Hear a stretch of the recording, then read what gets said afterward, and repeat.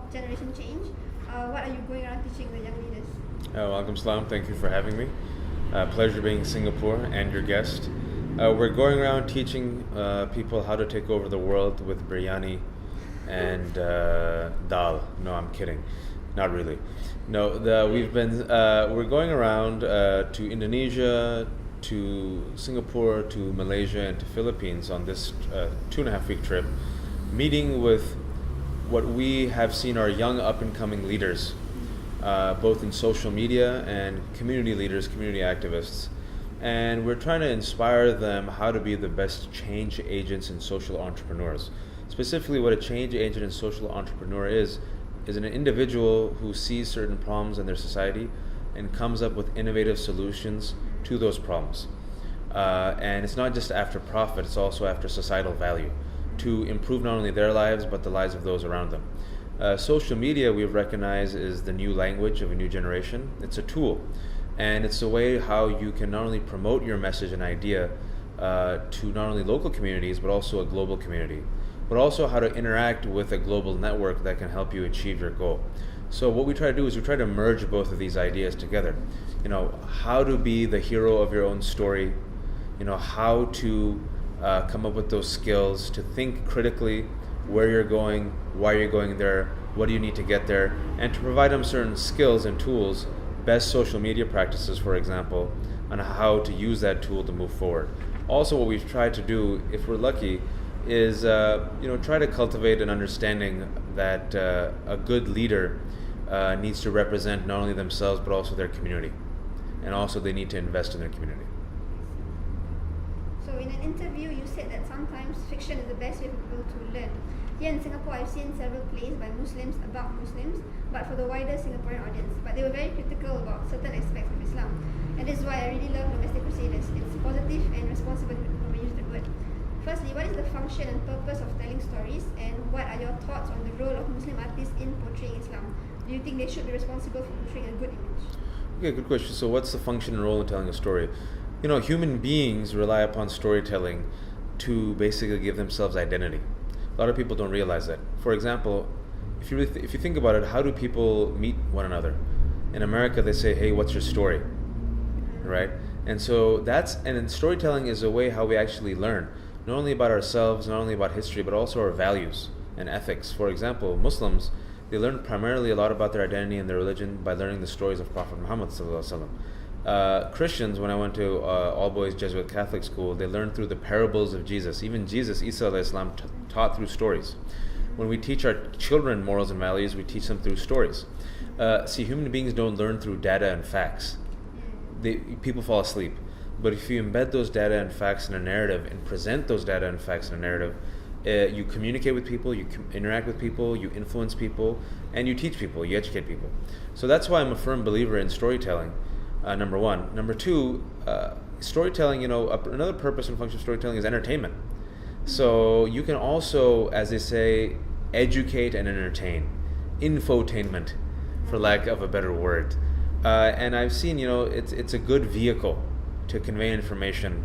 And especially in this day and age where most of the problems, as we've seen, exist mainly due to lack of communication and or misinformation. It's a way to cure both of those defects.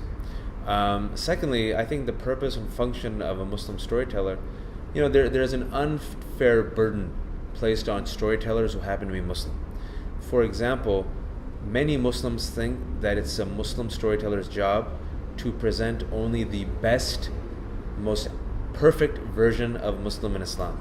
So you cease becoming a storyteller who happens to be Muslim, you become a quote-unquote Islamic storyteller. And everyone wants you to do dawah through your stories. Now then the problem then becomes, is your story Islamic enough? Okay. And this is an unfair burden that we don't place on any other profession, number one. Number two, you only have value as a storyteller if your stories are quote-unquote Islamic, right?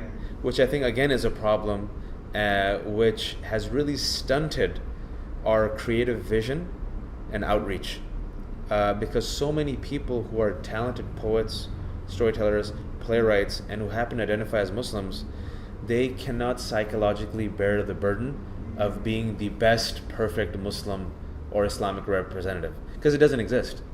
And what we really need to do to really affect change and communicate with people is to tell stories that have universal themes, which don't show us as perfect, because no one's perfect.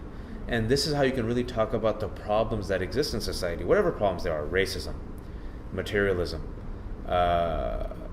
discrimination. If you want to talk about domestic violence.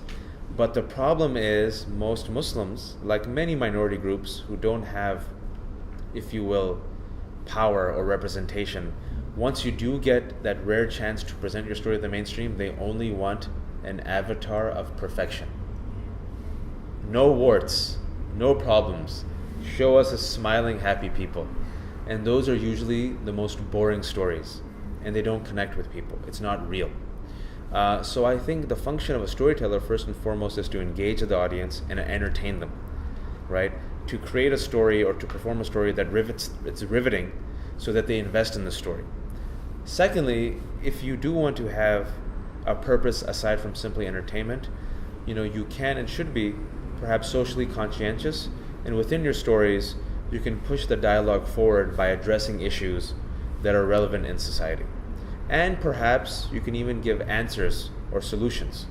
Finally, to answer your question, I'm not a fan of placing rules on art and artists. I don't think you should straitjacket them. Whenever that happens, I think it stunts creativity, it stunts intellectual growth. It's always been problematic. It really has. And so I'm not a fan of saying an artist needs to be this or that. Everyone has a purpose, everyone has a role.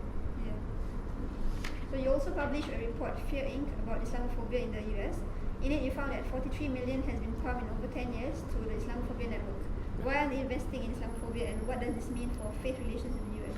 Okay, good question. So we published a report called Fear Incorporated, Roots of the Islamophobia Network in America. It was a result of a 6-month investigation that I led for the Center for American Progress, which is a think tank in DC.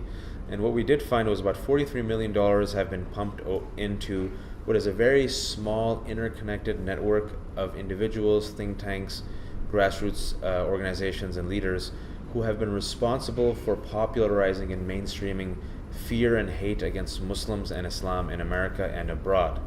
The reason why I think it is important to do this is because we've seen Islamophobia, which was once only fringe and extreme, now go mainstream. For example, many of the mainstream political players who are running for office in 2012, especially from the Republican side, have gained votes and money by engaging in Islamophobia rhetoric. Secondly, we've seen that in American society, it's been poisoning racial relations and religious relations, specifically dividing Americans along religious and racial lines, which is fundamentally against American values. Many people might remember what happened in 2010 with the quote-unquote Ground Zero mosque controversy. It is neither a mosque nor at Ground Zero, a completely manufactured controversy that was non-existent, that became an international crisis over a period of 3 months. Not only did it poison relations within America, but we live now in a globalized world. Nothing is local, okay? And specifically, everyone's concerned about national security.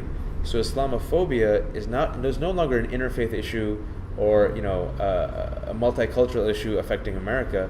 It is an international issue. Why? Our enemies, and they are our enemies, for example, the Afghan Taliban and Al-Qaeda, the number one recruitment tool, the number one most successful recruitment tool and propaganda tool that they have is the following. The West is at war with Islam. So anytime an Islamophobe does something which inspires a type of mass protest against Muslims, it helps the propaganda of our enemies abroad. I'll give you an example.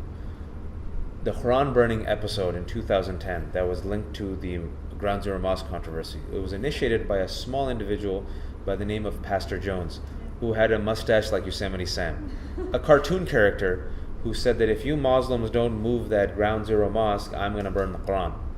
In 2011, last year, almost a year to the day, he went ahead and burned the Quran. What happened 2 weeks later all the way in Afghanistan? Do you remember? The Afghan Taliban waited for him to do it. They attacked a United Nations compound, killing 24 civilians. When they asked them why they did it, they say, look, they burned the Quran. The West is at war with Islam. So this is no longer a local issue, this is an international issue. And also what we've seen is that the Islamophobia industry, through our research, we've realized that extremist ideology generally inspires extremist violence. Last year, around this time in the summer, in Norway, what happened? A man who's currently undergoing a trial in Norway, Anders Breivik, killed 78 people. He triggered a bomb at a building which killed 8 people, and then 69 people, or 70 people, he shot down on an island. Those were mostly teenagers. The reasoning, he said, Europe is becoming weak. We tolerate multiculturalism. Specifically, he says we tolerate Muslim immigrants. And his fear is that within a short time, Europe would become Eurabia. He wanted to fight what he called the Islamization of Europe. He left behind a 1,500-page manifesto where he cites who? The rhetoric and ideology of the Islamophobes in America. So this is now an international issue, and it's a problem. Okay, since publishing the report, has your life changed? Are they targeting you now more than ever? Has my life changed, and are they targeting me? I'm assuming you mean the Islamophobes. Has my life changed? Yes, because I started off as an attorney, then I became a blogger, then I became a new media journalist, then they know me as a playwright, and now I guess people are calling me as an expert on Islamophobia. So my life has been interesting. So yes, I've been going around in the past 6 months, specifically around America and now around US, talking about American-Muslim relations, but specifically discussing about the problem of Islamophobia and how to combat Islamophobia and move the conversation towards something better. So it has led to many new opportunities, new speaking engagements, new interactions with interesting people. It's been a fun ride. Have the Islamophobes attacked me? Yes, they have. So apparently you're talking to Hamas, Hezbollah, Ikhwan individual. That's me. Apparently I'm a radical, extremist, anti-Muslim, progressive, liberal, secularist, all of the above.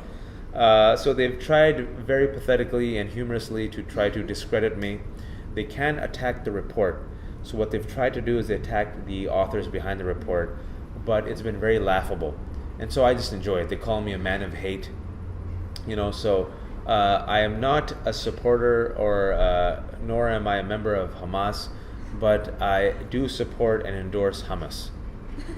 So that's on the record. Yeah, that's what they do. They engage in slander and smear attacks. It's part of their tactics. But thankfully, knock on wood, they have not been able to attack the report because we use facts, we use data, we cite everything. Well, the US exports more than just products. As a global leader, they also export culture and knowledge, and I think in this case, Islamophobia. What is the right response towards Islamophobia? Yes, I wouldn't say that the US exports Islamophobia. I would say that the Islamophobia industry, which again is a very small, that's what the report shows. This is not millions of Americans. We're talking about 24 core players. The network is small, very interconnected, right? So most Muslims around the world, they need to realize that most Americans, they just don't know about Islam and Muslims. All the research shows that 62% of Americans, they say they don't know Muslim. The information that they get is mostly incorrect information or ignorant information from the media. So most Americans don't have a deep-seated internal hatred against Islam and Muslims. They just don't know any better. The Islamophobia industry has been very successful on preying and abusing and using this ignorance, as well as the fear. Because there is fear. Because look what happened on 9/11. 2 towers were brought down by 19 hijackers who claimed that they were Muslim, right? So, you have to realize most Americans are afraid, they're ignorant, they don't know. And in this cocoon of fear, hysteria, and ignorance, the Islamophobia industry has deliberately exploited it for self-profit and to promote a very anti-Muslim political agenda. Okay, so the way to combat it, and what we've done very openly, is again, information and knowledge is power. If most people don't know, well, you let them know. You expose the network, expose the players, expose the funding, expose their real intentions, right? We want to expose them, and very deliberately, we want to expose them so that we marginalize them, so they don't end up as being representatives and experts on Islam and Muslims. Most of them don't even have proper credentials. Get that poisonous literature away from government training, FBI training, from school training. Don't give them a megaphone. Don't give them a microphone, right? Marginalize them so that we can hopefully move the conversation towards moderation. Also, the funders, if the funders didn't know who they were funding, now the funders know. So now that the funders know, now it's up to the funders to say, okay, do you want to promote and endorse hate mongers? If you're doing it, why you're doing it? Now that people know, they can arm themselves and inoculate themselves with knowledge and information. And furthermore, then they can take this and try to cleanse the rhetoric, cleanse the curriculum, right? And also, hopefully, invest now money, time, energy, and resources towards building bridges, not only within interfaith and like-minded communities in America, but also abroad. Because what we've seen is this is a transatlantic issue. This Islamophobia industry is not just local, it's global. And if these few people who are united by hate can be so influential, then communities who are united by tolerance and inclusivity and dialogue can also unite and come together, right? And we can use our best practices to move things forward. Again, it's no longer a local issue. It's a local issue, a national issue, and an international issue. Okay, you're also writing a pilot for HBO. How did that come about and what is that about? So we're writing a TV pilot. I'm writing it with my writing partner, Dave Eggers, who's a well-known writer. Basically, Dave and I have worked together on several projects.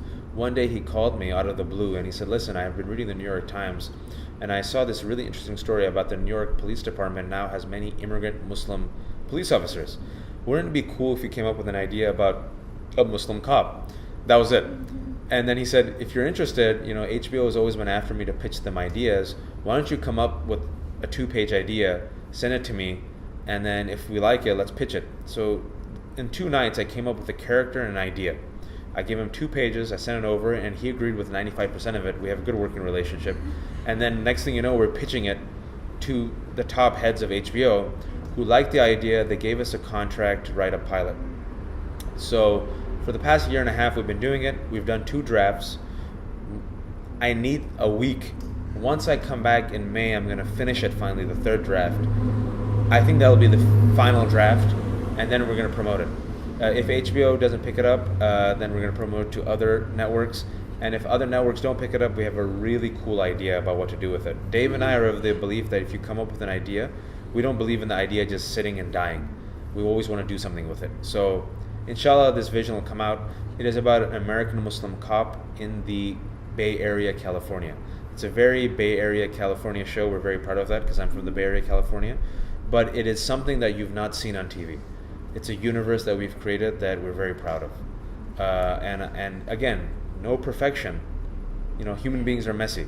But something real, something relevant, something honest. And I hope we've created a good show. Okay, another question. You're many talents. You're also the editor of All American, 45 American Men Being Muslim. What was it like to be involved in this project, and what are the main things that readers should take away from the book? So yes, there's an anthology of stories that's coming out in June, in 2 months. I'm a co-editor with Zahra Suratwala of All American 45 Men on Being Muslim, which features 45 stories from 45 different American Muslim men. Look, again, it goes back to what we were talking about, that 62% of Americans say they don't know a Muslim. The image they have of Islam and Muslim, unfortunately, is one of extremism and violence and terrorism. Ever since 9/11, the ambassador, unfortunately, in the mindset of many Americans of Islam has been Osama bin Laden. He's become the antagonist of the narrative. So I want Muslims to be protagonists of their own narrative, right? In order to do that, you have to step up and tell your story, because for too long our stories have been told to us by others. But it's been also a problem of Muslims, because we have not engaged storytelling. We became doctors, engineers, and businessmen, and that's perfectly fine. But I'll give you a statistic. In 2002, they did a statistic.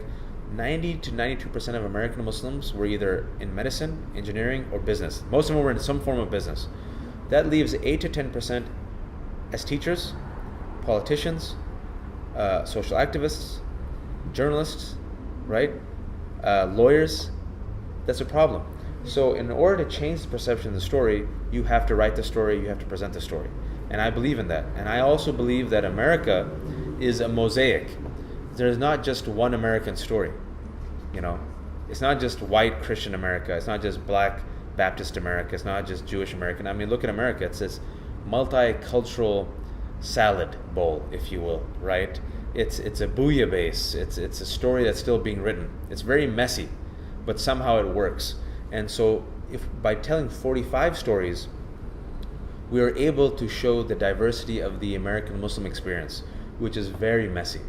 There's not one American Muslim experience. In fact, the American Muslim community, what people don't know, is the most diverse religious community in America. The Gallup World Poll that showed that. So how best to show this mosaic? We thought do an anthology. And it's really fascinating. I thought I had a handle on the pulse. I learned things. I mean, we have African American Muslims, Sunni Muslims, Shia Muslims, Arab American Muslims, people of different age groups. People who are college students, people in their early 40s, Democrats, Republicans, politicians, artists. We have a really wide range. And what we really see, the theme that shines is love. Yeah, and love is always messy, and love always has pain. So there's love of family, there's love of wife, there's love of identity, there's love of community, there's love of personal passion, and there's a journey. Each of these stories has a certain journey of why and where why is that person who they are today. And it's really fascinating. Not every story is a good story, a happy story. Some of them are messy, but it's real. And I think, people will really be pleasantly surprised by this. Each individual is a hero of their own story. Each story is self-contained, and even if you don't finish the entire book, even if you read 6 or 7 stories, you'll get 7 different flavors. So I hope people like it. You've written a play, a report, a book, and a pilot. What else are you involved in, or what else do you hope to achieve? I still have to write a book. My agent is after me to write a book. I've been lazy. So inshallah, next year or within this year, I'll finally start writing a book. I'm doing the TV pilot. Hollywood's a very strange place. Who knows if it'll happen, but alhamdulillah, at least I'll finish it. I signed on to write my first screenplay. So I'm writing a movie screenplay with the filmmaker Josh Seftel. That's my summer project, the TV pilot, promoting the anthology, and the movie screenplay. Hopefully, the movie screenplay is good. Hopefully it gets made. If it doesn't, alhamdulillah, I wrote a movie screenplay. And after that, I want to write a book. And I also want to write a graphic novel, comic book. They've been after me for 1.5 years to write one. Well, alhamdulillah, I've been lucky. But they've said, listen, you need to write it. So I just need time. I wish I had 10 more hours. I'm lazy also. So besides writing, is there anything else, like maybe more speaking engagements or?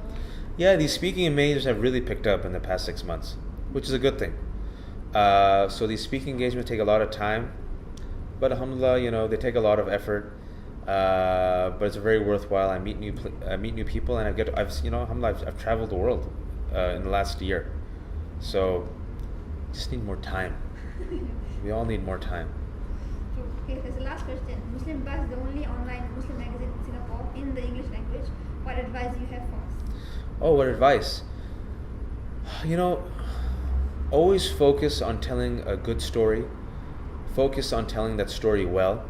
And I would challenge you to think of a global, multicultural audience. A good story resonates not only with a Muslim audience, but with, an audiences of different faiths in different regions, right?